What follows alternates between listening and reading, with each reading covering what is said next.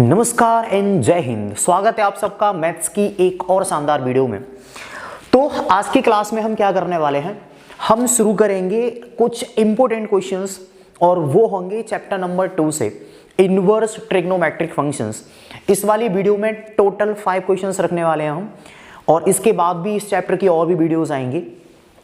अगर आप इन सारे क्वेश्चंस को कर लेते हो तो आपको जो बोर्ड में मोस्ट फ्रीक्वेंट क्वेश्चंस हैं उनका एक पूरा आइडिया लग जाएगा, और इस बात के लगभग पूरे चांस हैं कि आप उन सारे क्वेश्चंस को अटेम्प्ट कर पाओगे। तो चलिए क्वेश्चन नंबर 1 से शुरुआत करते हैं। यहां पर हमसे क्वेश्चन नंबर 1 में कह रहा है, draw the graph of cos inverse x where x belongs to -1 to 0, also write its range.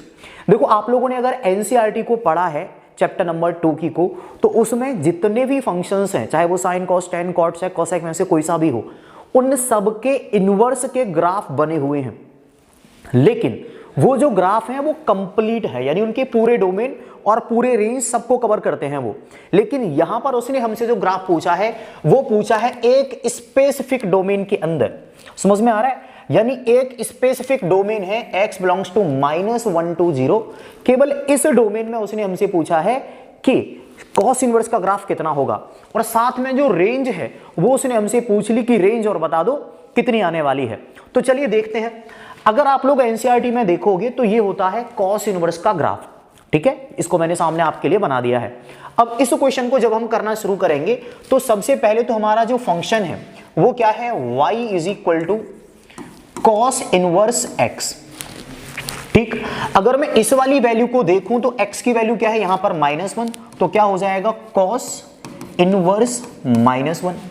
अब कॉस के अंदर जो -1 है वो कहां पर होता है, अगर आपने कभी भी उसका ग्राफ देखा है तो वो होता है पाई पर। तो यहां से इसकी वैल्यू कितनी आ जाएगी, कॉस इनवर्स -1 की वैल्यू पाई आ जाएगी।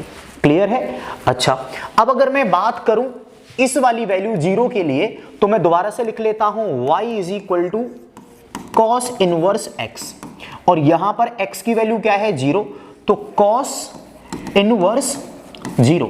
अब आप लोगों ने अगर देखा है तो कॉस इनवर्स 0 की वैल्यू कितनी आती है, बिल्कुल सही जवाब ये होता है कॉस π/2 के। तो यहां पर कितनी आ जाएगी इसकी वैल्यू π/2। मतलब हमको जो अपना इनवर्स का ग्राफ लेना है वो लेना होगा पाई से लेके π/2 के बीच में। अगर आप इस वाले ग्राफ को देखोगे तो यहां पर तो आ रहा है इसमें पाई, यहां पर क्या आ रहा है पाई, ये जो लिखा हुआ है पाई लिखा हुआ है, और π/2 कहां आ रहा है, इस वाली जगह पे π/2 आ रहा है। तो मुझे केवल इतना ग्राफ चाहिए हमारे कॉस इनवर्स का, जो इन दोनों लाइन के बीच में दिख रहा है। ठीक है, तो मैं एक काम करता हूं, इस ग्राफ को बनाता हूं। तो सबसे पहले मैंने क्या करा, एक लाइन खींची, दूसरी लाइन खींची, ऑफ कोर्स यहां पर मैं बनाऊंगा π/2, ऊपर आ जाएगा इस पे क्या पाई, और मुझे ग्राफ बनाना है पाई से लेके π/2 तक। तो ग्राफ कुछ ऐसे चला जाएगा। ठीक, और यहीं पर मैं अपने ग्राफ को क्या कर दूंगा, पॉज कर दूंगा। यानी ना इससे आगे बनाना और ना ही इससे थोड़ा सा भी ऊपर। अगर आपने थोड़ा सा भी आगे बढ़ा दिया, थोड़ा सा भी पीछे कर दिया, तो आपका क्वेश्चन बिल्कुल गलत हो जाएगा। क्यों? क्योंकि उसने हमें बाउंडेशंस दे रखी हैं कि आप इससे बाहर इस ग्राफ को नहीं बनाओगे। यहां तक चीज क्लियर हुई? अच्छा, अब उसने हमसे एक चीज और पूछ ली, राइट इट्स रेंज। तो इसकी रेंज क्या होगी, तो देखो रेंज हो जाएगी इसकी, रेंज π/2 से लेके पाई तक, π/2 से लेके पाई तक, और ये होगी हमारी क्लोज इंटरवल में। देखो, भले ही हमारी पहली वैल्यू पाई लिखी हुई थी, बाद वाली वैल्यू π/2, आप ऐसे मत लिख देना पाई से लेके π/2।